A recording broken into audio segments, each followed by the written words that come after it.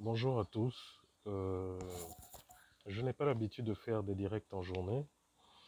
La situation le recommande, la situation est un peu grave, donc s'il vous plaît, partagez ce direct, que j'espère court, parce que c'est vraiment important. Partagez-le, s'il vous plaît.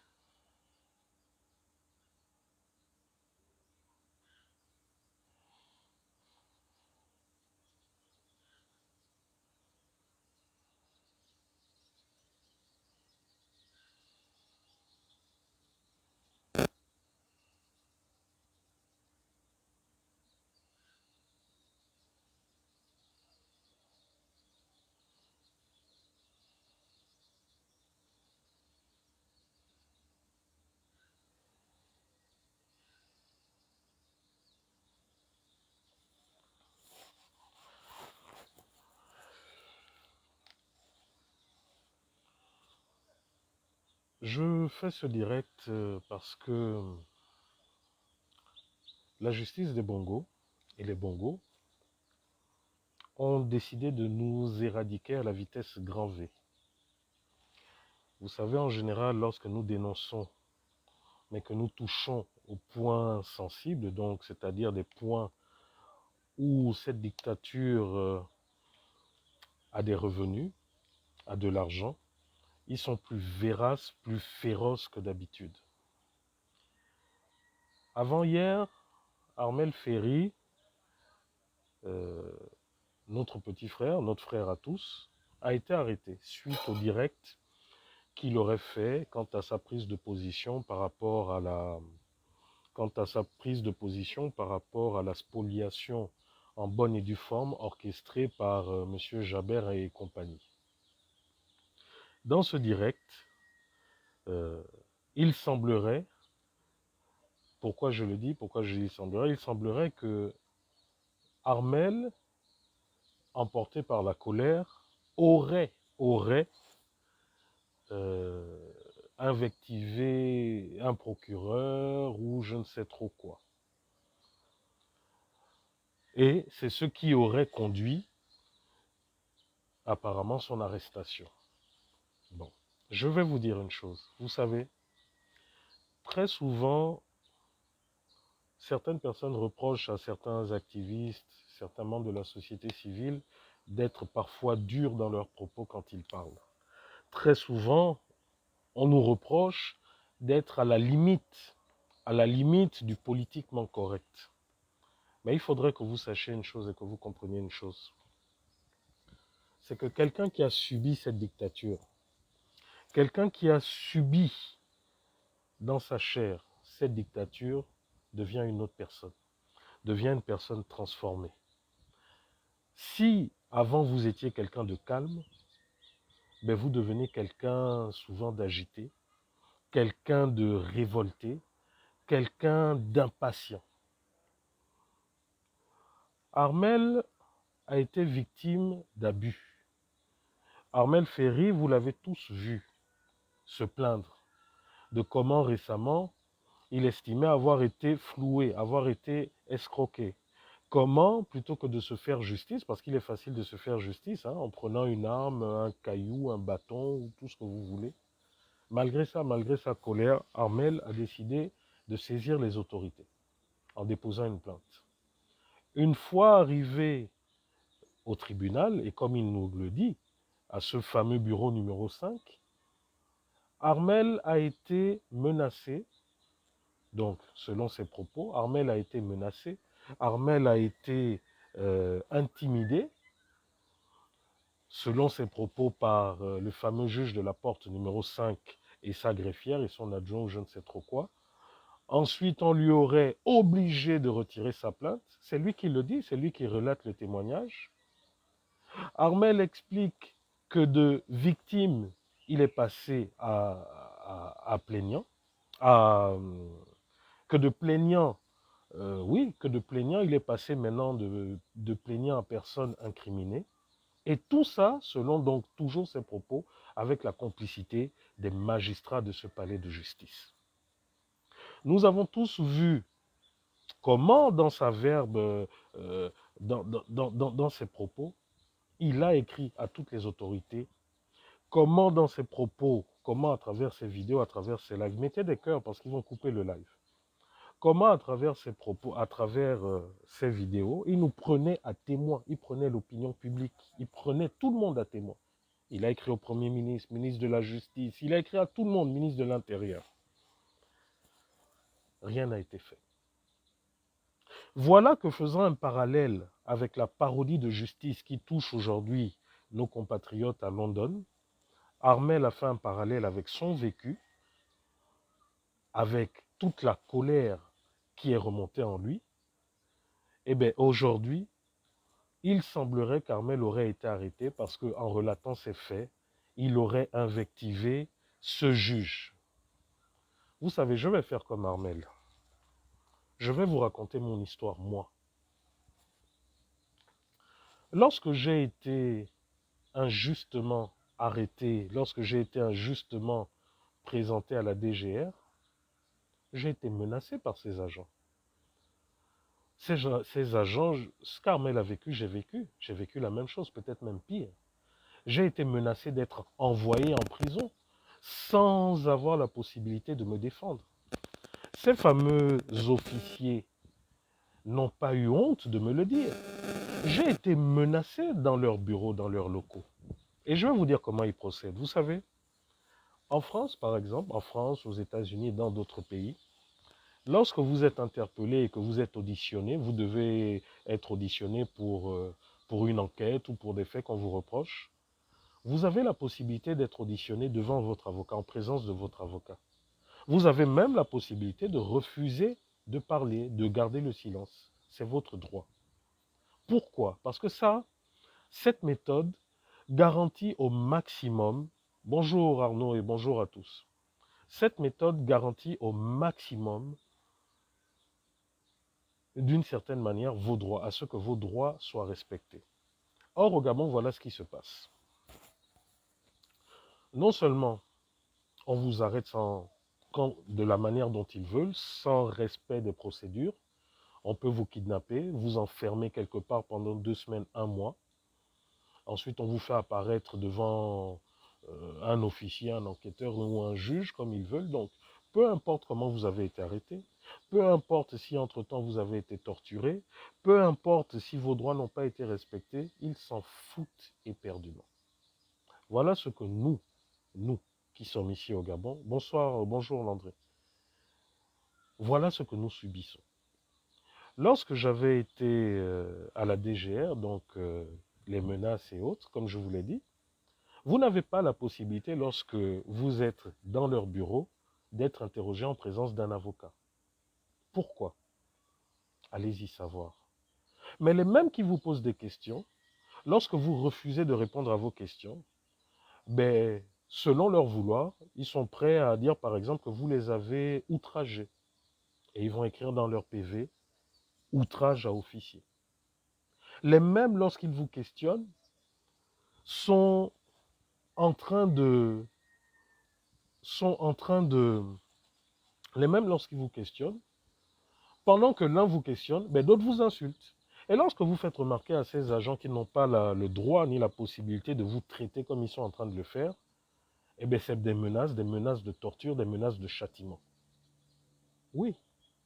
Je peux aussi faire comme Armel Ferry, hein, en citant par exemple l'agent Tini de la DGR, du camp Roux là-bas. Qu'est-ce que vous allez faire? Venir m'arrêter ou bien venir dire quoi? Que vous allez porter plainte pour diffamation?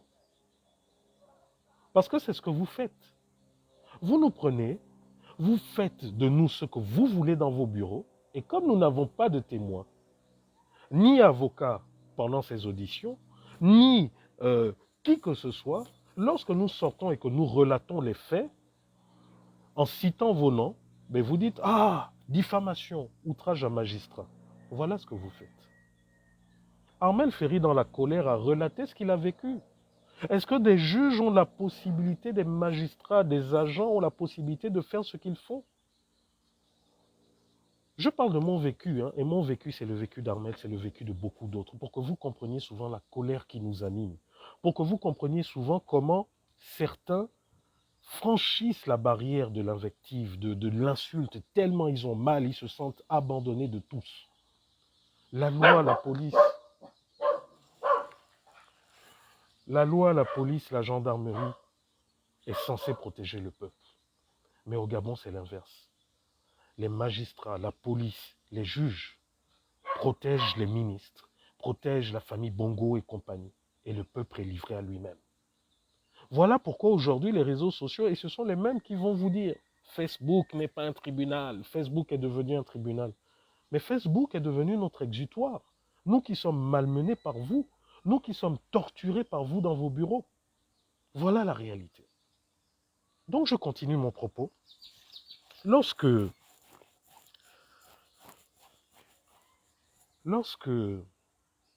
j'étais à la DGR, là-bas au camp Roux, ils ne se sont pas gênés de me dire, oui mon petit, notre problème et le problème de nos patrons, c'est parce que tu parles trop, vous parlez sur les réseaux sociaux. Je dis, ah bon? Je dis, mais si nous parlons sur les réseaux sociaux, c'est peut-être parce que vous refusez de nous rendre justice. Oui, mais si tu n'écoutes pas, hein, on peut faire ce qu'on veut, on vous envoie en prison pour 2 ans minimum, sans être jugé ou dans des conditions les pires, et on pourra faire de vous ce que vous voulez. Vous voulez que je vous cite l'agent Tini, monsieur Tini, je cite votre nom. Votre petit nom, je ne sais pas. Est-ce que c'est faux ce que je suis en train de dire? N'étiez-vous pas présent lorsque votre commandant me le disait? Ou bien parce que je viens de citer votre nom, agent Tini, vous aussi vous allez quoi, me porter plainte pour diffamation? Allez-y. Vous allez me porter plainte pour diffamation? Voilà ce que vous nous faites lorsque nous sommes dans vos commissariats. Vous voulez aussi que je cite le nom de votre collègue qui, lorsque j'arrive, ah, c'est lui le fameux Rekula, hein? Madame, vous vous reconnaissez, vous voulez que je cite votre nom? Parce que vous tous, j'ai toutes vos identités. Vous nous insultez, vous nous martyrisez lorsque nous sommes dans vos locaux. Vous nous traitez comme de la vermine. Et pour couronner le tout, voilà ce commandant qui me sort un procès verbal. Et dans ce procès verbal, ce sont des non-dits, ce sont des... même pas des non-dits, c'est en fait, il me sort un faux procès verbal et il me demande de signer. Lorsque je lis et que je dis à ce commandant que je ne signe pas, eh bien, ce sont des menaces. C'est faux ce que je dis, vous allez porter plainte pour diffamation, monsieur le commandant. Ce que vous nous faites, vous plutôt que de penser que, plutôt que de vous dire que vous êtes en train de radicaliser le peuple, vous pensez que la force vous permet d'arriver à vos fins. Oui, vous nous atteignez, vous touchez notre chair. Oui, vous nous faites du mal. Oui, vous nous faites pleurer. Oui, vous torturez nos familles. Mais vous renforcez notre mental. Voilà ce que vous êtes en train de faire. Et comprenez une chose, à travers moi, à travers Ahmed Ferry, à travers tout ce que vous martyrisez, Bertrand Zibé aujourd'hui que vous êtes en train de vouloir tuer, à travers ça, mais vous pensez que c'est nous qui sommes devant vos caméras à qui vous faites du mal? Mais comprenez une chose, c'est que c'est le peuple que vous êtes, c'est la détermination du peuple que vous êtes en train de renforcer. Les plus sceptiques, les plus peureux sont en train de se dire non, ça ne peut plus continuer. Et il faille que nous agissions. Voilà ce que vous êtes en train de faire. Vous m'avez sorti ces aveux, vous me demandiez de signer de faux aveux. Si je n'avais pas de la poigne, malgré vos menaces, aujourd'hui, vous aurez pu faire de moi ce que vous aurez pu parce que vous m'aurez tenu avec ces faux aveux. Ce sont ces mêmes faux aveux que l'agent Tidi a ramenés au palais de justice en me demandant au parloir. En me demandant au parloir. Oui, les bébés. Qu'est-ce que c'est? C'est quoi? Quel papier? Le papier du journal de... De quoi? Là où... D'accord, allez-y, j'arrive. Hein. Là où tonton Salif a... D'accord, j'arrive. Excusez-moi. Ce même agent Tini, je vais juste me limiter à agent Tini, je ne vais pas donner son nom. Parce que vous savez, à un moment donné, parce que on se sent revêti de l'uniforme du pays, on pense qu'on peut se comporter en voyou, en bandit, mais vous qui avez ces uniformes, vous qui avez l'habitude de faire ce que vous faites et que vous pensez que ces uniformes vous donnent tous les droits, sachez une chose, c'est que celui qui a véritablement tous les droits, c'est le peuple. Et lorsque vous bafouez Je ne vais pas dire l'autorité de quoi. Lorsque vous bafouez le peuple, mais vous devez en subir les conséquences. Voilà cet Argentini, ce même Argentini, qui au palais de justice m'amène ce faux procès verbal. J'ai des témoins, hein, des gens qui étaient avec moi. Au cas où ils voudraient oser me porter plainte en diffamation. Voilà cet Argentini qui ramène encore ce faux procès verbal et qui me demande de le signer.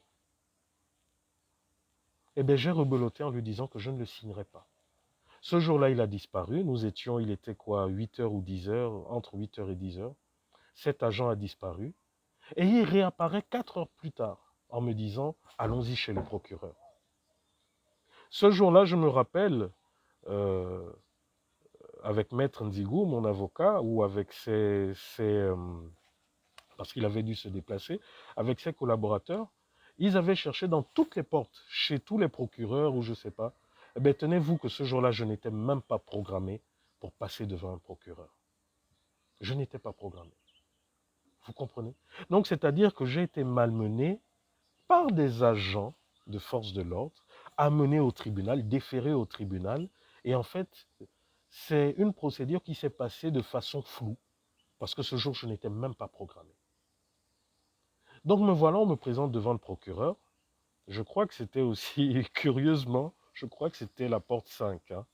C'était avant d'arriver là où les détenus souvent sont. Je crois que c'était entre la 5 ou la 6, je ne me rappelle plus. Et puis voilà, c'était une dame, ce procureur, ce substitut du procureur. Quand j'arrive, elle me met déjà dans toutes les conditions du prisonnier. Je dois rester debout, je dois. Je dis non, je ne peux pas rester debout, je ne suis pas accusé, je ne suis pas. Et je lui fais comprendre que j'ai ma sciatique, j'ai un début de sciatique, donc du coup, je ne peux pas rester debout, je suis désolé. Bref, je m'assois. Je vous passe les détails. Voilà qu'elle me représente à nouveau ses aveux, ses faux aveux, ce faux procès verbal, en me disant de le signer. Et en me disant que c'est pour votre bien. Elle aussi a le culot de me dire que je dois signer parce que c'est pour mon bien. Je dis non, madame, je ne signe pas. Comme j'ai dit à vos agents, je ne signe pas parce que je ne me reconnais pas dans les propos qu'ils ont écrits. Je ne signe pas. Faites ce que vous voulez, je ne signe pas. Voilà la réalité de la justice. Pensez-vous que si, lorsque j'étais auditionné au camp Roux ou à la DGR, où vous voulez, si j'étais auditionné devant le procureur en présence d'un avocat, pensez-vous, ou d'un membre de ma famille, pensez-vous que ce genre de pratique aurait pu courir? Pensez-vous que ces gens auraient les mains libres de nous menacer comme ils le font? Parce que voilà la réalité.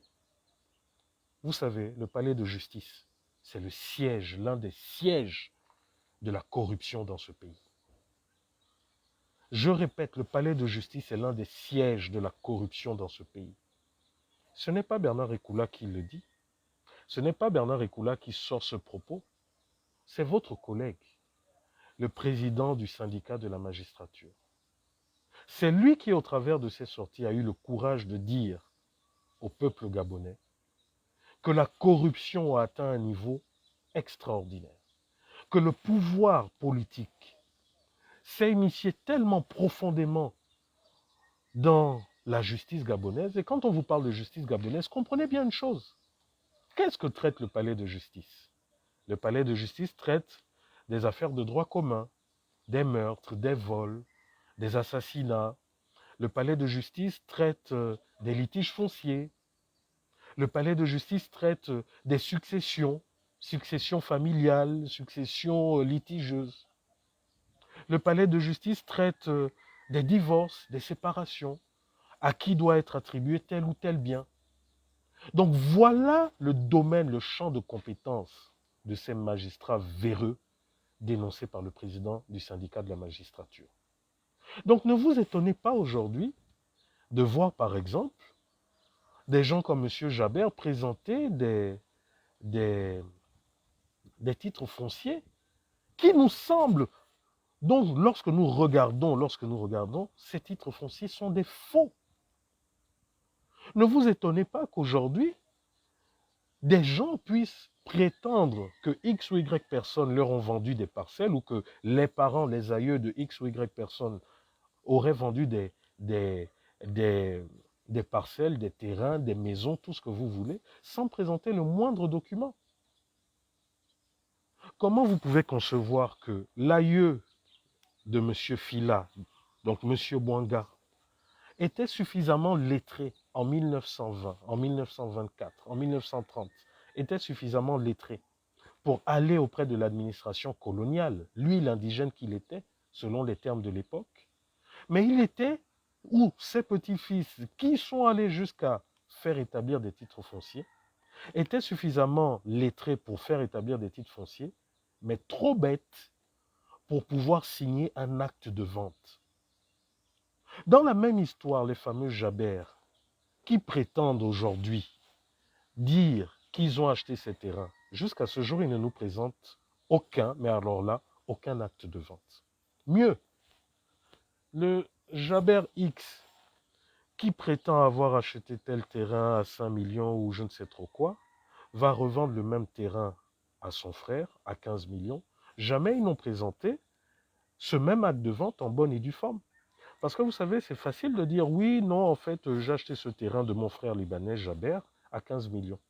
Où est la preuve que vous l'avez acheté? Parce que de la même manière, vous pouvez nous dire que cet acte de vente acheté avec l'autre libanais a été acheté à 200 millions, comme ça avec la bouche. Où il est l'acte de vente?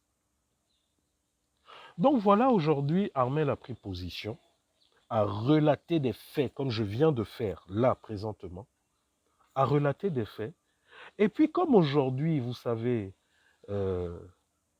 nous qui avons décidé de ne plus accepter de nous faire marcher dessus, nous qui avons décidé de parler, quel que soit ce que ça nous coûte, ben vous comprenez que nous sommes les personnes à abattre. Le même Armel, vous le voyez tous les jours, Armel commerçant gabonais, vous le voyez tous les jours au marché Montboîte, en train de dénoncer, en train de montrer de visu les abus qui se passent ici au Gabon. Comment les Gabonais sont devenus des mendiants, des esclaves chez eux, dans les marchés. Et vous comprenez que derrière tout ça, derrière tous ces business, mais qui il y a? Mais ce sont les mêmes autorités. Lorsqu'un commerçant véreux d'une nationalité étrangère se sent attaqué, ben c'est quoi son réflexe? Ben il appelle le commandant de police qui est dans ses bottes. Il appelle le magistrat qui est dans ses bottes. Il appelle l'ami procureur qui est dans ses bottes. Donc vous comprenez que lorsque nous faisons ces vidéos de dénonciation, lorsqu'Armel fait ces vidéos de dénonciation, hein, ben qu'est-ce qui se passe? Les autres sont là, ils nous attendent au carrefour, ils nous attendent au tournant. Et aujourd'hui, ils se sont saisis du fait qu'Armel a relaté les faits de sa dernière escroquerie, de ses derniers méfaits, en invectivant, c'est vrai, avec la colère, un magistrat, et bien bam, regardez la rapidité avec laquelle subitement là, la justice exerce. Je ne savais pas que lorsqu'on diffamait quelqu'un, soi-disant, hein, je me mets dans la peau des magistrats, je ne savais pas que lorsqu'on diffamait quelqu'un, on outrepassait les procédures qui voulaient que la personne porte plainte et qu'on vous envoie une convocation sous 24 ou sous 48 heures pour que vous vous présentez pour répondre. Non. Je ne savais pas qu'un lundi matin ou je ne sais trop quoi, parce que vous aurez diffamé, qu'on dépêche un escadron de policiers pour vous interpeller. Et que dans les 2 jours qui suivent, vous soyez présenté devant le parquet. Donc en somme, lorsqu'on s'attaque ou on parle à un juge ou un procureur ou je ne sais pas, comme ce sont eux les tout-puissants de ce pays, qui d'un doigt, d'un revers de la main, puissent faire ce qu'ils veulent, au même moment, les mêmes, je me rappelle, Fortuné Edou avait été poignardé par un groupe de personnes armées, hein, il y a quelques mois, qui avaient agi sous l'ordre d'une ancienne concubine à lui, bref, qui connaissait elle ou je ne sais trop quoi. Fortuné Edou était allé, il avait porté plainte, rien ne s'était passé. Moi-même, je suis allé porter plainte. Nous avons porté plainte en collectif par rapport aux morts des casseroles suite à l'intervention de la police au PK, dans les PK. Voilà, aujourd'hui, nous sommes à la 2e année. Rien n'est fait. Mais donc, parce qu'un juge ou un procureur ou je ne sais trop quoi de la porte numéro 5 aurait été injurié en public, aurait été je ne sais pas où parce qu'un policier se sentirait diffamé en public. Donc il suffit de 24 heures pour faire interpeller une personne et de le présenter devant le juge. C'est ça votre justice? Voilà, nous avons démontré, nous sommes en train de démontrer ici qu'il y a des magistrats qui sont en train de spolier les Gabonais de leurs terres. Nous l'avons démontré avec l'affaire de M. Ndiaye Retende. Nous sommes en train de le démontrer là avec l'affaire de la famille Bwanga de London Glass. Là, subitement, la justice n'agit pas. Kelly Ondo, devant tout le monde, a déclaré et donné des noms comment il avait été torturé au B2. Là, subitement, il n'y a pas de justice. Nous sommes nombreux à avoir dénoncé les tortures qui se passent dans vos prisons. Là encore, Bertrand Zibi, qui vient de relater dans les détails, avec nom à l'appui, des gens qui veulent, tous ces généraux envoyés par Ali Bongo et autres, etc., qui veulent le tuer, qui ont décidé d'en finir avec ses jours à la prison centrale actuellement. Là, la justice, curieusement, a les yeux fermés. Curieusement. On parle de meurtre, on parle de tentative de meurtre, on parle de torture. Ça n'intéresse pas la justice gabonaise. Ça ne vous intéresse pas. Vous, madame le procureur de la porte 5 dont parle monsieur Armel, je crois qu'un procureur, lorsqu'il y a des affaires assez fortes, peut s'auto-saisir. Je crois que le procureur de la République peut s'auto-saisir. Je crois que le ministre de la Justice peut s'auto-saisir. Là, ça ne vous intéresse pas. Donc, ce qui vous intéresse actuellement, c'est d'attendre qu'un membre de la société civile ou qu'un activiste déborde légèrement sous l'effet de la colère ou je ne sais trop quoi pour que vous puissiez agir. Vous savez, et je vous le redis, vous êtes tout puissant dans votre... Mettez des cœurs, ils sont en train de signaler le live. Vous êtes tout puissant dans votre palais de justice. J'ai été victime d'une tentative d'assassinat il y a 2 ans, 3 ans, après qu'un conseiller d'Ali soit venu à mes bureaux me donner des conseils. Mais ces conseils sonnaient en fait comme étant des avertissements et des menaces. 2 semaines après, mon gardien a été poignardé chez moi, là où je me trouve. J'ai écrit à la justice. J'ai fait comme Armel. J'ai écrit à la justice. J'ai écrit au procureur avec accusé de réception. J'ai écrit au ministre de l'Intérieur. J'ai écrit au ministre de la Justice, au commandant en chef de la police, au commandant en chef de la gendarmerie. Tous les courriers sont là, accusés de réception. 2 ans après, toujours rien. 2 ans après, toujours rien. Mieux, c'est mon voisin, à 4 heures du matin, ministre, qui avait dépêché son chauffeur pour envoyer mon gardien à l'hôpital. Donc il a été opéré d'urgence, etc. Cet incident s'est passé 2 semaines après des menaces que j'ai reçues. Vous nous voyez régulièrement vous dire que nous sommes menacés, nous recevons des menaces. Avez-vous vu la justice ou un communiqué de la justice dire voilà, nous nous saisissons nous ouvrons une enquête parce que. Non, ça ne les intéresse pas. Il n'y a pas longtemps, j'étais en Etimboué. Pendant que l'opérateur économique pétrolier Pirinco et l'État gabonais cachaient les réalités au peuple gabonais, nous vous avons montré ce qui se passait réellement. Nous vous avons montré les diverses pollutions et autres. Si vous vous rappelez, j'avais fait un live en vous disant que je venais de recevoir des menaces, etc. Beaucoup m'ont dit fais attention à la question du pétrole, etc. Récemment, j'étais en train de boucler un documentaire pour une chaîne internationale concernant cette question du pétrole. Parce qu'avec la fatigue, parce que le tournage, je l'avais fait au bord de mer, donc pas loin de la cité Kalika où je vis, je peux donner les détails, puisque tous ces gens savent où je suis, donc ce n'est pas un secret. Parce que, me suivant et voyant que j'avais laissé mon sac avec les caméras chez ma mère, ne sachant pas en réalité que j'avais enlevé les cartes mémoire et envoyé en sécurité, ils s'en sont pris à ma mère, ils sont partis, ils ont tout cassé, tout dévalisé, volé l'argent qu'elle avait, les cartes de crédit, les bijoux. Ça n'a pas saisi la justice et ces mêmes magistrats. Ça ne les a pas... Non, ce n'était pas leur problème.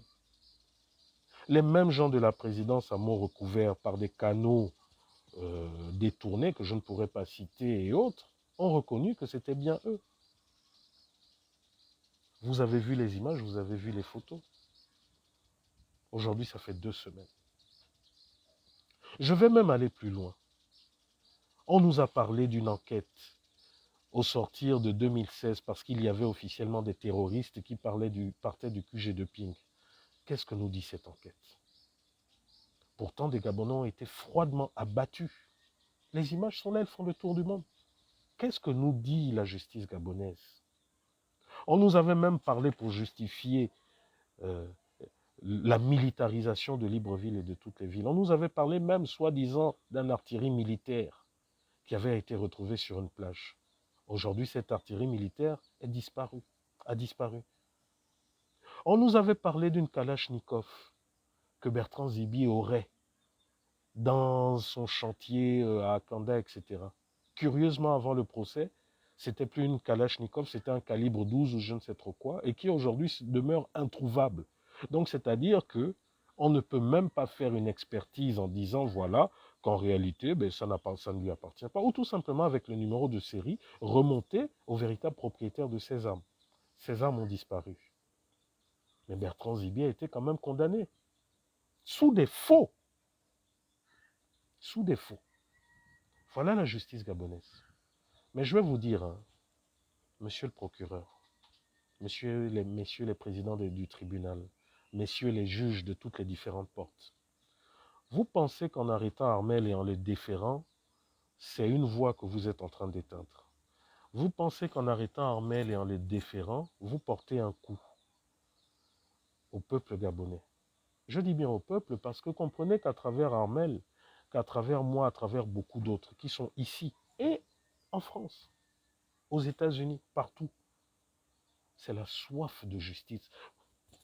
Vous ne remarquez pas souvent que, souvent lorsque je fais des posts, je vous écris ceci. Je vous dis, encore un peu de levain et la pâte sera prête.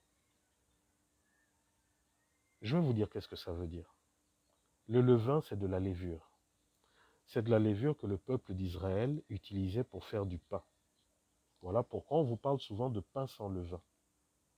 Donc, lorsqu'ils utilisent la levure, eh bien cette pâte, cette farine double de volume. Le levain, c'est l'injustice que vous êtes en train de déverser continuellement sur le peuple gabonais. Le levain, c'est... Ils sont en train de signaler le live. Donc je vous disais que le levain, c'est l'injustice que vous êtes en train de déverser sur le peuple. Le levain, c'est tous ces Gabonais qui sont en prison que vous tuez. Et même au-delà des Gabonais, récemment, SOS Prisonnier nous a fait comprendre qu'il y avait un ressortissant sénégalais qui était abandonné à la prison depuis 13 ans, dont on ne sait même pas pourquoi il est en prison. Et il est en détention préventive. Donc, c'est-à-dire qu'officiellement, il n'est ni coupable, il n'a ni été jugé coupable, ni été jugé innocent. C'est un prévenu. Donc, c'est un prévenu qui, normalement, devait être dans des conditions de prévenu et non être mis avec des assassins, des violeurs, de tout ce que vous voulez. Mais aujourd'hui, c'est pour vous montrer la qualité de la justice. Pour vous dire que même l'ONU a donné des recommandations concernant plusieurs prisonniers. Je ne vais même pas parler de Bla, parce qu'au risque qu'on dise, ouais, comme certains mal intentionnés sont en train de dire, ah, Bla vous paye combien pour parler des tortures, des machins. Bla est comme il est.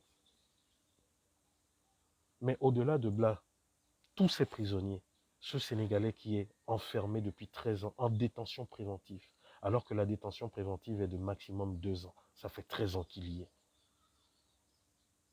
Mais, Madame le ministre, Monsieur le procureur de la République, vous savez, vous pourrez scruter toutes nos vidéos, tous nos lives, tous nos faits et gestes. Cherchez dans nos vies si nous n'avons pas blessé de moustiques, si nous n'avons pas agressé de cafards, etc. Vous allez nous emprisonner. Vous allez faire de nous ce que vous voulez. Regardez, ça fait 6 ans. Je dis vous.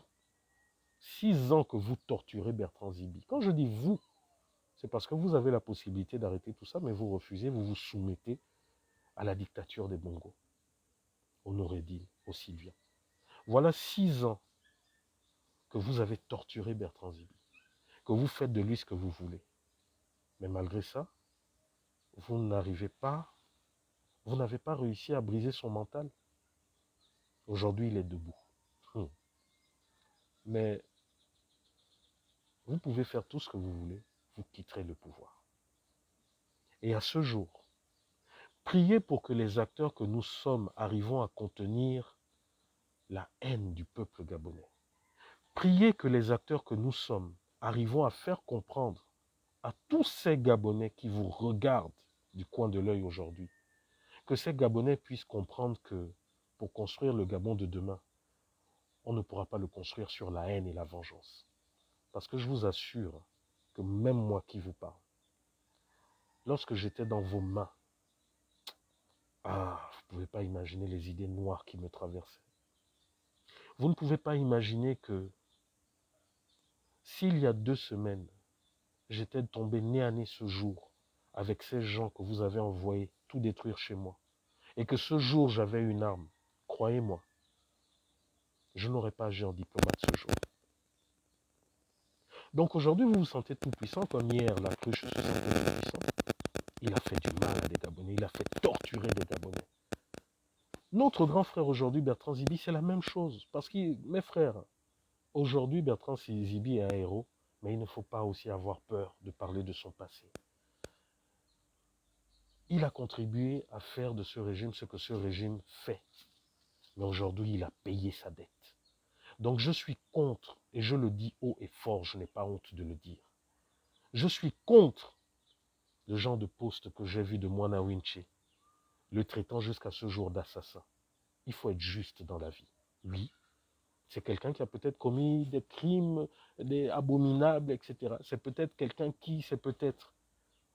Mais si hier vous avez réussi à pardonner Amba Obam, malgré tout ce qu'il a fait, si hier vous avez réussi à pardonner à Pink, alors vous devez pardonner à Bertrand Zibi et aujourd'hui le considérer comme un membre du peuple à part entière. Je pense qu'il a payé sa dette.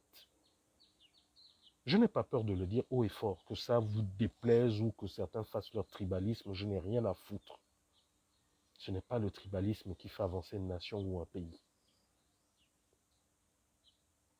Et ça me permet de, aujourd'hui, certains membres de la société civile. Oui, mon bébé, qu'est-ce qu'il y a? Rebecca ne veut pas que j'utilise son chargeur parce que D'accord, j'arrive. D'accord, j'arrive. Rebecca, prête ton chargeur à ton frère. Voilà. Vous voyez, c'est pour ces enfants qu'on se bat. Parce que si aujourd'hui je ne me bats pas, qui se battra pour mes enfants? Parce que vous avez des idiots qui vont vous dire non, aujourd'hui vous avez comme j'ai pu lire là, oh, Bertrand Zibi est devenu un opposant frustré, machin. Ah bon, opposant frustré, c'est quoi aujourd'hui un Gabonais, un opposant frustré? C'est quoi aujourd'hui un Gabonais frustré? Mais nous sommes tous des frustrés de ce régime. Nous sommes tous des frustrés de cette justice à dessous. Nous le sommes tous. Vous êtes là nombreux qui ne faites pas de direct, qui n'êtes pas activistes, qui n'êtes pas. Mais vous pouvez être sûr que le jour où vous subirez ce que nous subirons, vous ferez comme nous, vous prendrez votre téléphone. Oui, mon jumeau, vous prendrez votre téléphone et vous ferez comme nous sommes en train de faire. Donc, est-ce pour autant que parce qu'aujourd'hui nous dénonçons, parce que nous avons connu un problème spécifique, que nous sommes des frustrés? Ce gars-là qui aime parler de frustré et qui est caché toujours derrière son ordinateur, dont on n'a jamais vu. Mais où il était en 2005, où il était en 2009, où il était en 98 et autres. Donc bref, je ne vais pas entrer dans les clashs. Hein. C'était juste pour vous dire, concernant ce petit épisode, qu'il n'y a pas de honte à se lever du jour au lendemain et à dire à cette dictature que trop, c'en est trop. Il n'y a pas de honte à ça. Il n'y a pas de honte.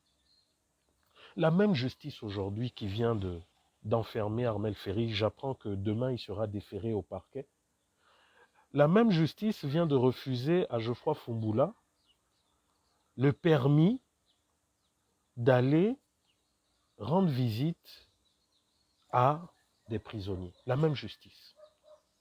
Soit disant que les activistes, les membres de la société civile n'ont pas le droit d'aller rendre visite aux prisonniers.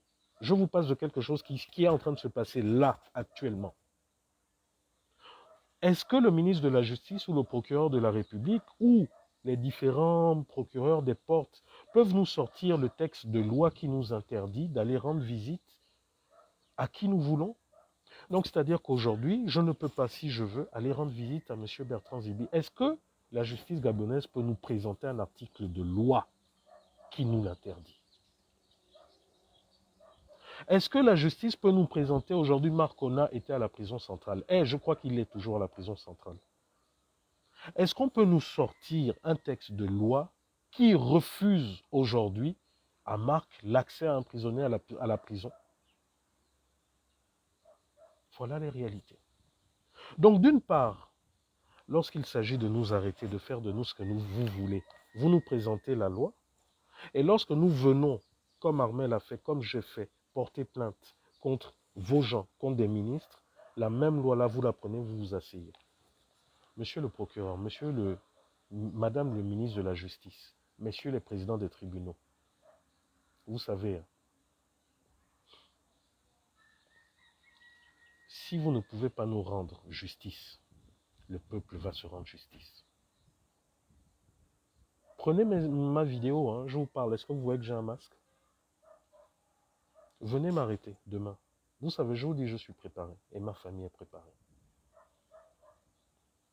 Si vu que vous avez décidé de rendre justice aux plus offrants, à Ali Bongo, à tous, au Jessie Ela Ekoga, à tous ces gens, puisque vous avez décidé de leur rendre justice, comprenez une chose, que le levain que vous êtes en train d'ajouter dans le peuple fera en sorte qu'un jour, et je pense que ces jours sont proches, un jour, nous allons nous rendre justice. Nous allons nous faire justice. Nous allons nous faire justice. Mais comme je vous dis, priez pour que la justice populaire, priez pour que la justice des hommes ne vous touche pas. Parce que la justice de l'homme, elle est aveugle. La justice de l'homme ne tient pas compte de la logique. Nous avons pu tous le voir à cause de ces affaires d'enlèvement, comment des innocents ont subi. Mais ces innocents ont subi par votre faute, pas à cause de la justice, pas à cause du peuple. Ces innocents ont perdu la vie parce que vous avez décidé de couvrir ceux qui viennent, qui tuent nos enfants lors des crimes rituels. Vous avez décidé de les protéger parce que vous-même vous commettez ces crimes. J'en ai fini. Je vais vous dire, je suis là. Je suis là. Il va arriver en fait peut-être d'ici peu de temps où tous les membres de la société civile que nous sommes, des activistes, nous allons venir directement au palais de justice ou à la prison centrale en vous demandant de nous arrêter pour vous faire gagner du temps. Comme ça, vous n'aurez plus de Rekula, vous n'aurez plus de Fungula, vous n'aurez plus de Kopil, vous n'aurez plus personne qui viendra devant les réseaux sociaux dénoncer tout ce que vous faites. Vous aurez la paix. Vous aurez un peuple gabonais docile que vous pouvez continuer à voler, à tuer, à maltraiter. Et vous pourrez continuer à faire ce que vous voulez. Mais attention, attention à ce que vous faites ne touche pas vos familles.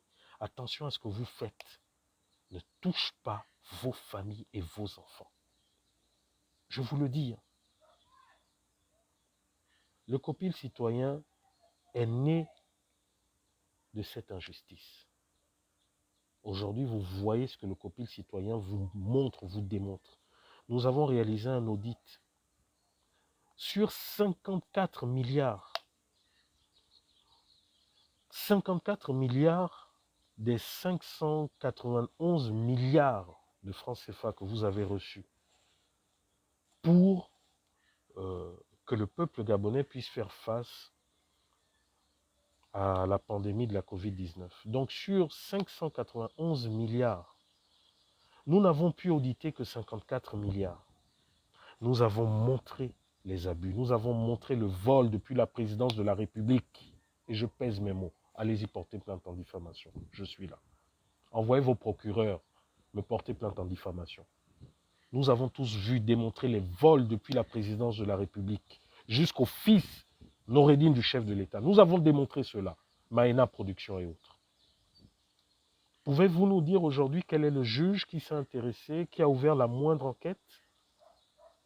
Pouvez-vous nous dire quel est le procureur qui a fait sa déclaration en disant que cette dénonciation était suffisamment grave pour ouvrir des enquêtes? Non. Vous avez vu un Billy Binze, faire des déclarations en disant que nous n'avions été nullement mandatés, que ce que nous sortions étions des équilibrations, etc., etc. Mieux, ils ont mis leur presse aux ordres pour nous dénigrer, pour tenter de nous faire passer pour des demeurés, des jaloux, des envieux. Malgré ça, nous avons tenu bon. Nous avons pris à témoin le FMI, envoyé nos recommandations au FMI. Vous avez tous vu? Vous avez tous vu le FMI reprendre point pour point les recommandations que nous leur avons données. Vous avez vu le FMI, à mots diplomatiques, reconnaître que l'État gabonais était un État, grosso modo, voyou, parce qu'il détournait l'argent qui était destiné au peuple, et qu'à cause de ça, il bloquait, il refusait de donner à nouveau de l'argent à l'État gabonais. Vous l'avez tous vu. Est-ce les activismes, les membres de la société civile qui sont au FMI? Vous avez vu depuis 2 jours le fameux rapport de Deloitte, avant même de parler de Deloitte, vous avez vu l'enquête parlementaire. Mais qui a mené l'enquête parlementaire au Gabon? N'est-ce pas les députés PDG et quelques rares députés de l'opposition? Une enquête menée par le PDG lui-même. Mais cette enquête parlementaire a bien montré les vols qui se sont passés. Toujours les mêmes noms qui reviennent, Noureddine Bongo et autres, les mêmes. Est-ce que vous avez vu le procureur Ropona, Madame Antonella, la ministre de la Justice, faire quoi que ce soit? Rien du tout. Vous vous rappelez de cet épisode au niveau de Gaouma, de ce commandant, de ce colonel, Kama, je ne sais plus quoi, qui avait sorti devant tout le monde qu'elle s'en foutait de la Cour constitutionnelle et autres? Elle est toujours en poste. Avez-vous entendu qu'il y a eu une sanction contre elle, qu'elle a été démise ou je ne sais trop quoi? Mieux, en Conseil des ministres, elle a encore été confirmée et autres. Mais aujourd'hui, M. Armel Ferriz, qui a dénoncé une situation et qui, dans ses propos avec la colère, a peut-être sorti une invective et autres, aujourd'hui, il s'est vu avoir une procédure extraordinaire. En quelques heures, arrêté. Et là, déféré, présenté devant un juge. Vous voyez la justice gabonaise? Mieux, M. Billy Binze a dit que notre rapport, le rapport que le COPIL citoyen avait fait, sur la base des 2600 factures publiées par l'État gabonais sur son site, que notre rapport, grosso modo, ne valait rien. Vous savez quoi?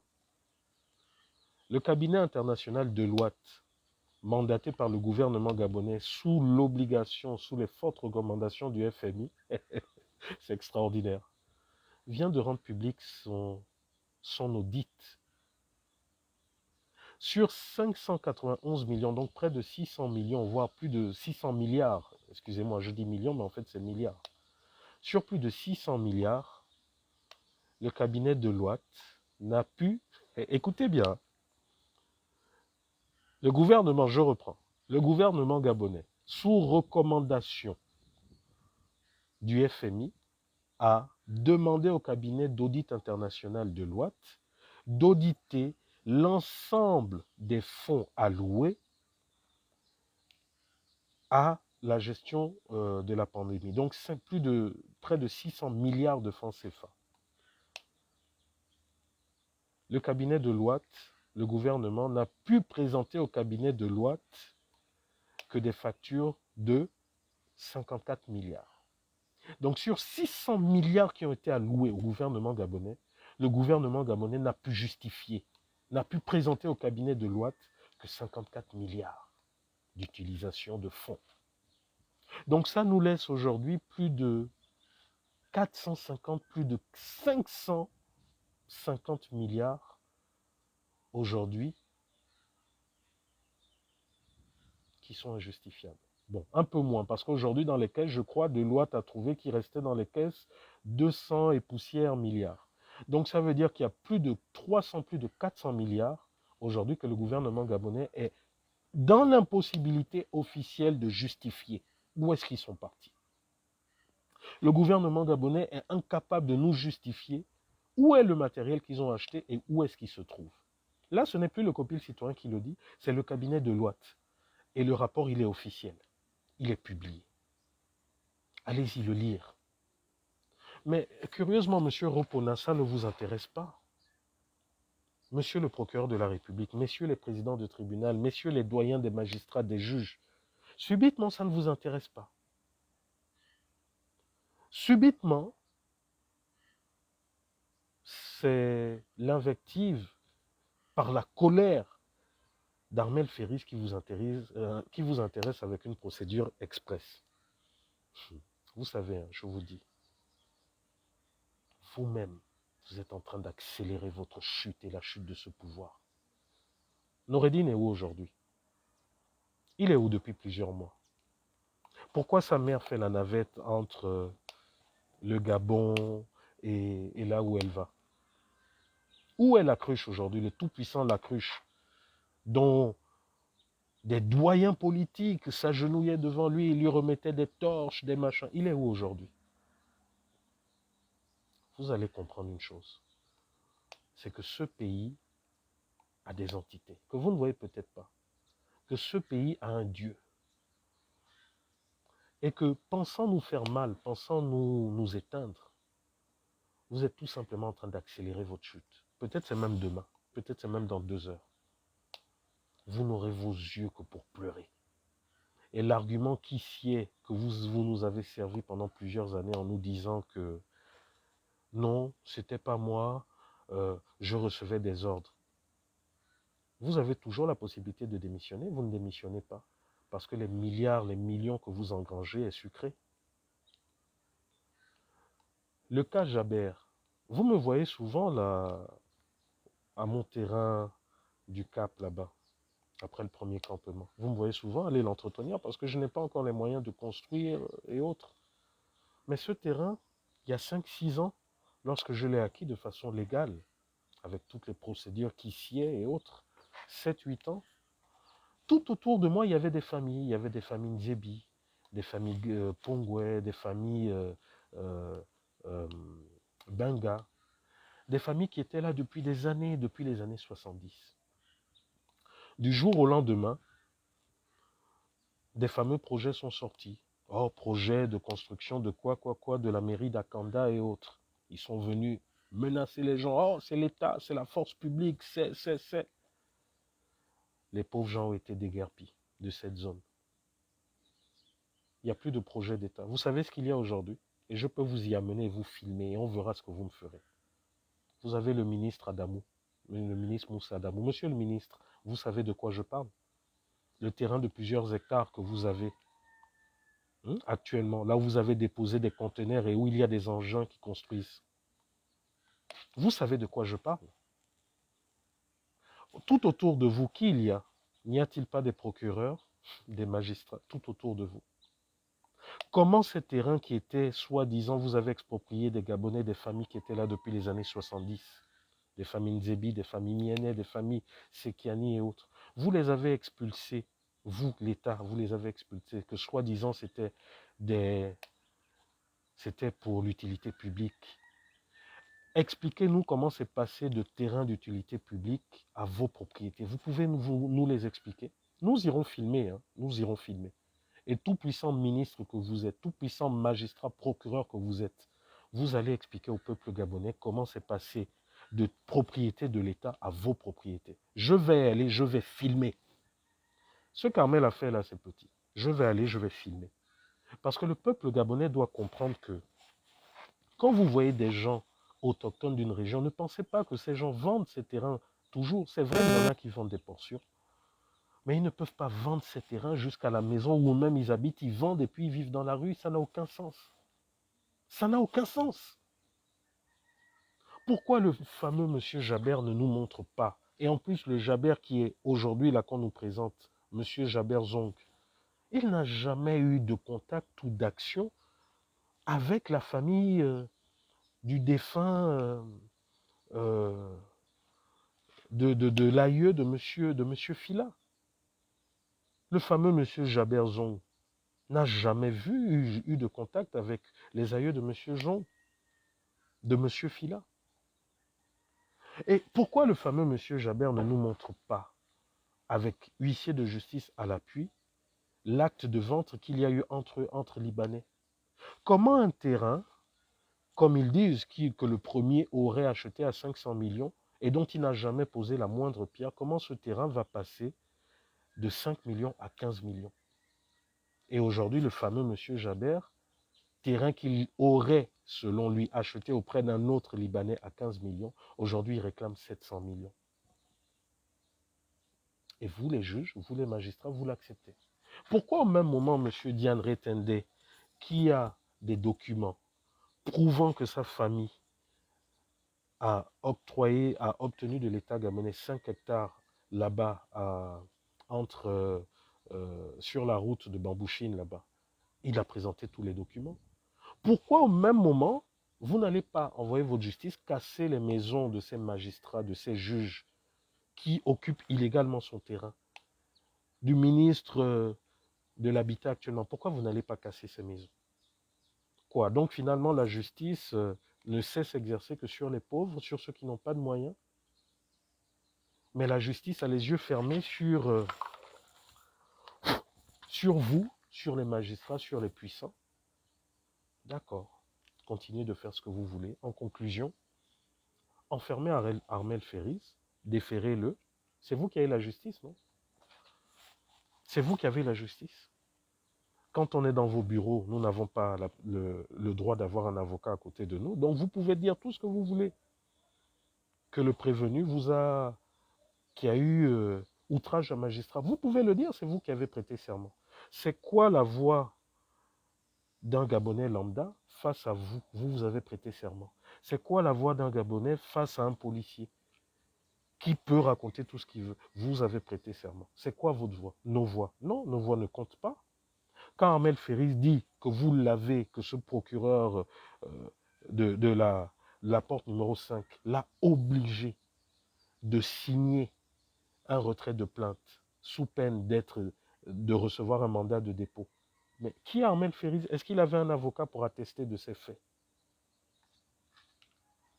Moi, j'ai bien vu, lorsque j'étais à la DGR, Madame Laure Bigour, sortir en présence de son avocat dans sa pièce. Et je l'ai même dit le jour du jugement. Son avocat a sauté en criant « Oh non, c'est faux, c'est faux. » Mais pourquoi vous n'arrivez pas à prendre vos responsabilités? Lorsque je suis entendu et que Madame Bigour, directrice de Gabon 24, dit « Oui, je reconnais que j'ai une relation particulière avec le pouvoir parce que mon mari est le fils de Miguel Trovoada, l'ancien président de Sao Tomé, qui entre autres était un grand ami d'Omar Bongo et qui vit ici au Gabon. Je le sais comment. Je connais la vie privée de cette dame. Je sais où elle habite avec son homme. Mais elle le dit en connaissance de cause. Lorsque j'arrive à la DGR, voilà le commandant qui appelle. Écoutez, hein, qui appelle. Oui, allô, Madame Bigour? Oui, c'est bon, hein, vous pouvez venir. Ah! Mais subitement, nous, quand nous posons plainte, quand nous portons plainte, nous n'avons pas droit à ces privilèges. J'ai parlé, hein. Allez-y scruter ma vidéo. Venez m'arrêter. Je vous dis, je suis prêt à tout. Venez m'arrêter. Mais vous allez comprendre qu'il y a Gabonais et Gabonais. Vous allez comprendre que peut-être qu'en arrêtant une personne, ça sera peut-être la personne de trop.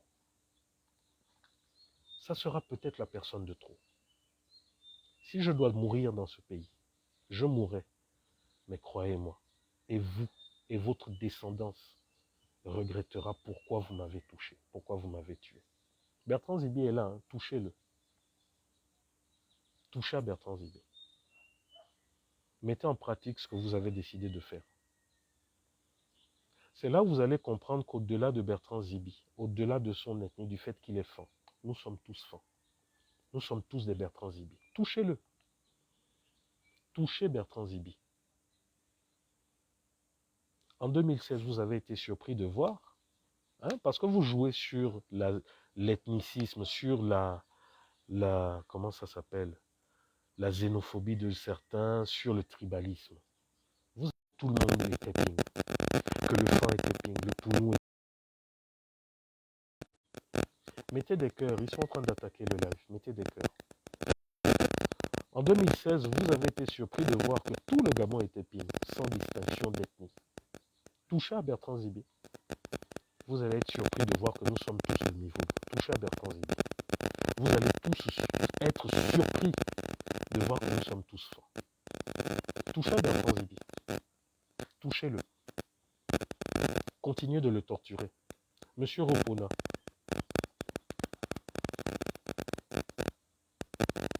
avant d'être procureur, vous êtes gabonais. Avant d'être au service des Bongo, vous êtes gabonais. Vous avez une descendance, vous avez une famille. Comme nous, on aime nous dire à nous, nous là, ah mes frères, faites attention, pensez à vos familles. Moi j'ai envie de vous dire, monsieur Ropona, il paraîtrait que vous êtes un brillant magistrat. Et je sais qu'arriver à un niveau de décision, souvent on est obligé à faire des choses contraires à ce pourquoi on a décidé de faire ce pays. Monsieur Ropona, monsieur le procureur, monsieur Ropona, les Bongo n'ont pas d'intérêt, les Bongo n'ont que des intérêts. Regardez vos prédécesseurs, où est-ce qu'ils sont aujourd'hui? Ils ont été également le bras séculier de cette dictature. Regardez où est-ce qu'ils sont aujourd'hui.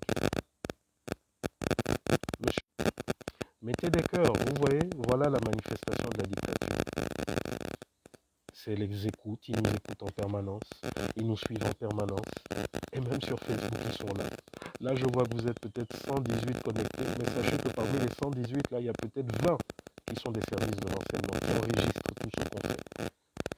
Et vous voyez encore la confirmation de ce que dit la Bible, que la parole est une arme. Nous n'avons pas d'arme physique, de kalachnikov, de machin. La parole est une arme. Vous savez, comme je l'ai dit à M. Ropona, le peuple gabonais aura le dernier mot. Moi, je prends mon exemple. C'est peut-être parce que je n'en parle pas. Parce que souvent, lorsque vous nous arrêtez et que les familles parlent de nos santé, de nos machins, vous êtes là, vous faites écrire dans vos journaux, ah, le peuple, voilà, il essaie de se soustraire à la justice, etc., etc.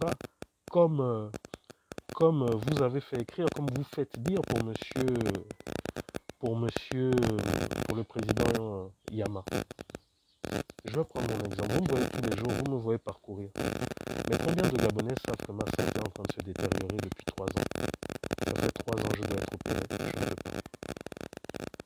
Regardez. Pour ceux qui me connaissent, le simple fait que j'attrape ça, je crois que ça va vous choquer.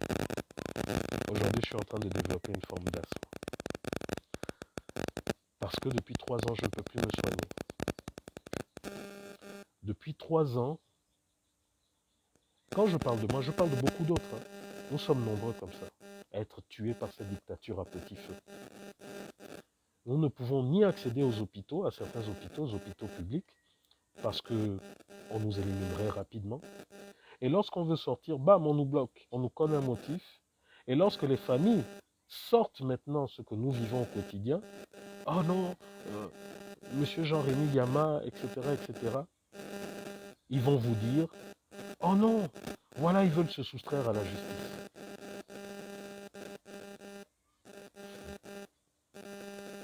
Si je dois mourir, je ne suis pas là pour étaler ma santé. Nous sommes nombreux, nous ne sommes pas là pour étaler notre santé. Mais si je dois mourir dans ce pays, je vais mourir pour la bonne cause. Et croyez-moi, vous êtes en train de mettre en place les derniers éléments qu'il faut continuer. Ahmed Ferris, vous l'avez arrêté.